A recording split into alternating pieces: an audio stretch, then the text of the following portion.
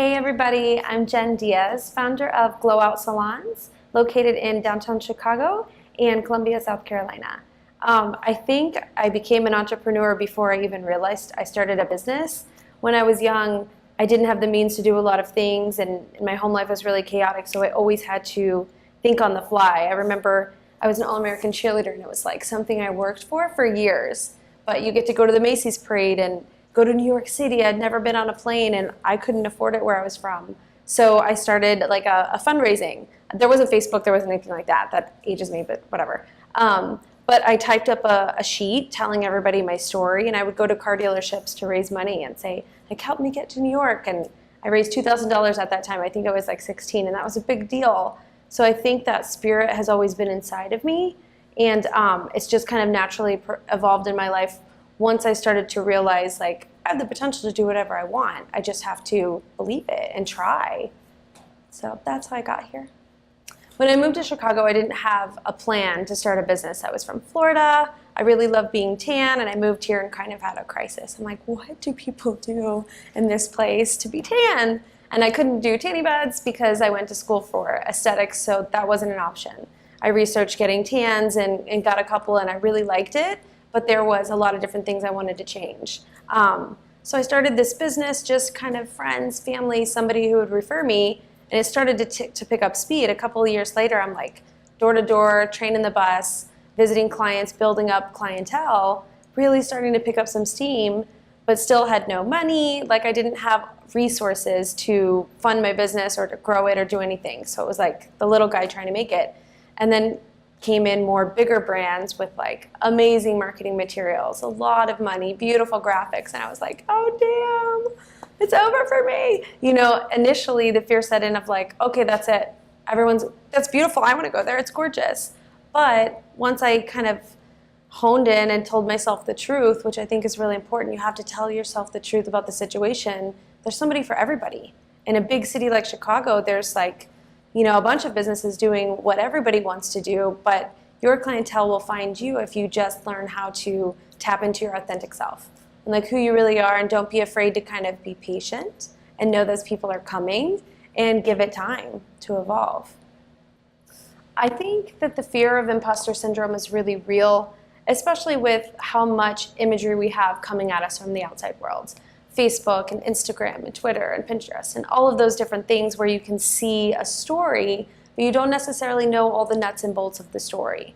So that's definitely happened to me throughout my career, even as recently as I just went back to business school with people that are mega brains. And I'm in there like, I'm just a girl running a tanning salon. What the hell am I doing? And then I had to remind myself, again, telling myself the truth. I had to say, there's a reason I'm here. This great big company that's doing amazing things wouldn't have selected me because they feel sorry for me or because I'm a female or because whatever story I want to tell myself. Look at the data, look at the history of your life and your business and say, wait, I'm kind of a badass. It's all good. I deserve to be here, and really like settling into that thought process has been big for me. This will sound cliche, but I fully believe it. The biggest thing to have success in business or life is to be grounded, to be able to understand where your emotions are coming from and what they really mean, and to decipher what's the truth. Because I think that's how you get to the truth, is to just pause and look at things from a wider lens versus your fear that's going to tell you, you suck, you're not good enough, you don't have money, all that chatter. The biggest thing you can do is center yourself, and the ways that I do that is my green juice. You know, Jen and juice is a thing because I freaking think there's a lot of power in what you eat and put into your body. I think that's so important. Exercise, which is like, you know, a lot of the foundation of what a sweat life does, that resonates with me because exercise moves all of those negative emotions out of your body. So anytime I'm feeling frazzled or overwhelmed or anything, I hit the streets and take a walk. That's like my jam. And sleep. I think we really get it wrong when we think that we can abuse our bodies. We really get it wrong. Sleep and I'm dead. Well, yeah, you really will, because you'll be dead. So that doesn't make sense to me at all. The all hustle, no days off, I think that's bullshit. I think you have to have time off to really come back to yourself and become a more balanced person so that you can go after your goals and you can chase and dream. But if you're depleted, there's just no way to do that. Entrepreneurship can be a lonely island. A mentor told me that years ago, and it always resonated true with me. I'm like, you're alone in your ideas. You're trying to figure out if this works. You can sit and stew, and there's not always people to collaborate with that are on your level, or maybe that it's not quite appropriate. You don't want to collaborate with employees necessarily all the time. Friends and family are loving and supportive, and there's a place for that. But I don't feel like it's productive for me to talk about my business to those kind of people, because I think it's very hard for them to understand. So then you just end up feeling frustrated because you've spilled your guts and you want support, but those people can't be supportive because they're not where you're at. They can't meet you there. So one thing that's been great for me is to find a peer network and to create, circles of women where we can talk about what we're going through. And when we do that, we always realize that her problem feels very similar to my problem, even if it's not the same. I find a resource or insight to tap into a solution for what I'm going through. And so I think that that's probably the number one thing that's really been helpful for me lately, is bounce ideas back and forth to peers. And it doesn't matter what industry that they're in, what their job is at all, it's always really helpful. The thing about failure is, I don't think there's such a thing. I really don't. I think that every time you stumble, I'd rather use that word. Every time you stumble or possibly learn something new, it's just a lesson taking you to the next place where you have more information. So stumbling, we'll say, is just a way to get me to more information to reach my next goal. I think when we label things with strong words like failure, we put unnecessary anxiety on ourselves because we're a society of achievers. But the best achievement that you can have is to be like a healthy, calm, rational, balanced person. And you can't do that if you're chasing, just accomplishment, if you're not sure about who you are. So I don't necessarily like to talk in terms of failure, but in terms of lessons, I have like a million where I'm like, damn, I didn't see that coming. How did I miss it? I've had business partners, and then I haven't had business partners. I've had one business model, and then I realized I needed to pivot it to another. And there's definitely been times, I'm human just like anybody else, there's definitely been times where I'm like, damn, Jen, how didn't you see that coming? Really? And I could easily fall in love with that narrative because our brains feel good when we're talking about negative stuff. So it's not us, it's your brain. That's how they work. Once you realize that that's not really the truth, you can just say, oh, okay, I'm not supposed to be here right now. I'm supposed to move over and try this. So I really tried to reprogram my brain and rewrite the narratives that I've been taught over the course of my life, and to just allow myself to be in the moment. Okay, what am I learning right now? Okay, what's next? Cool. And I always tell myself, what's the next best move?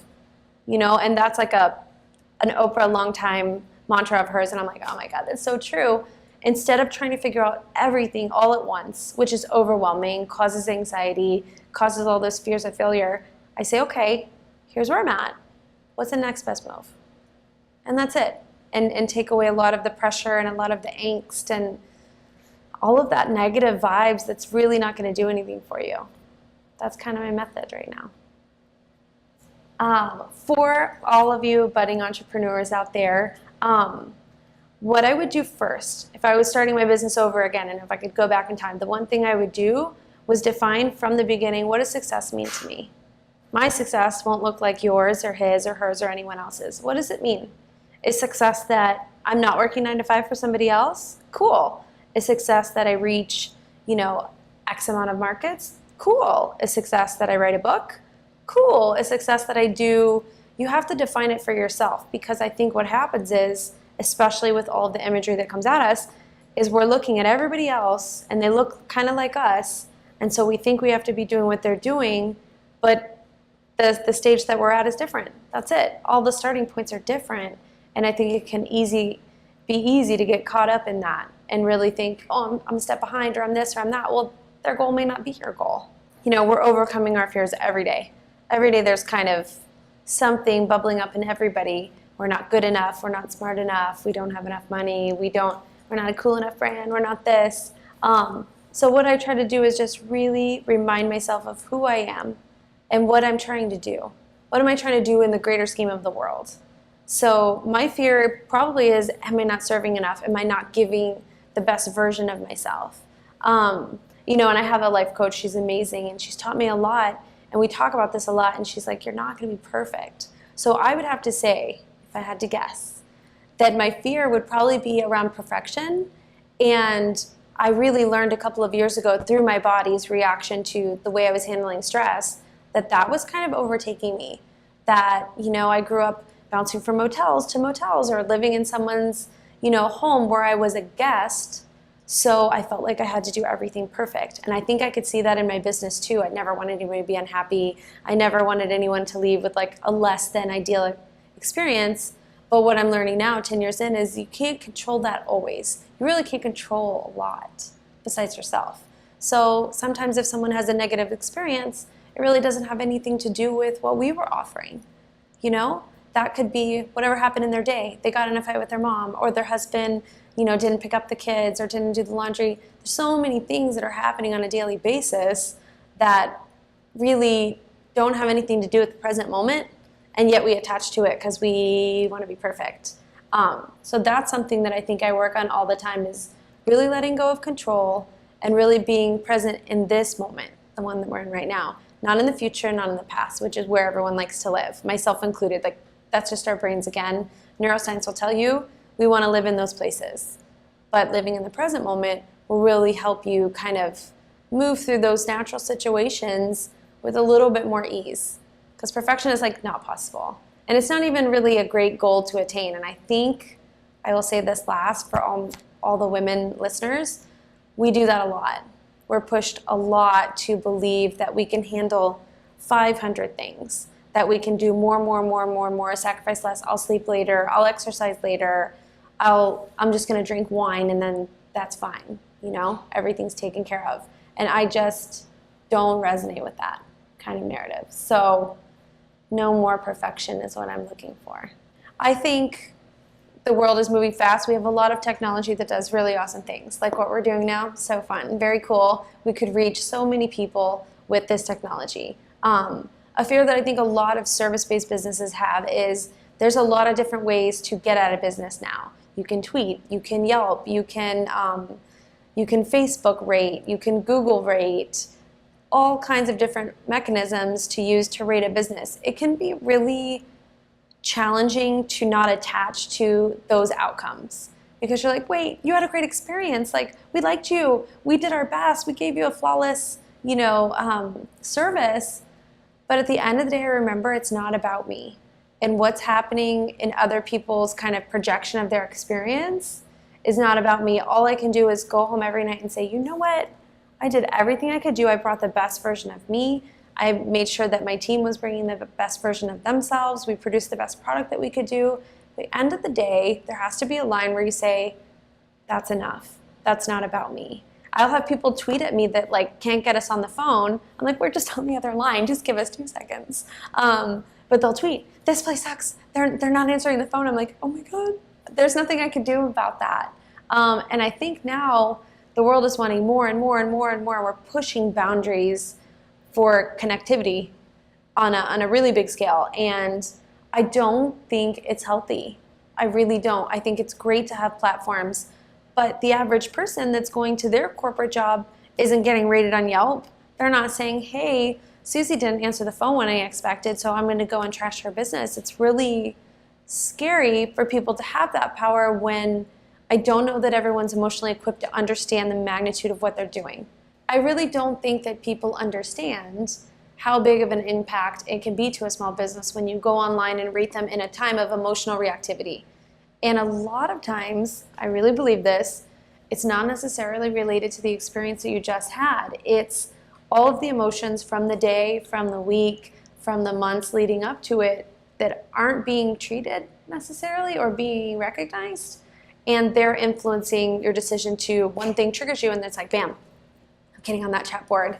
So I just ask people to take a minute and really look at the situation. If you're not happy with something, especially for a small business, or I think any business, reach out to them. They want to make it right. That's their whole purpose of being. They want to make you happy.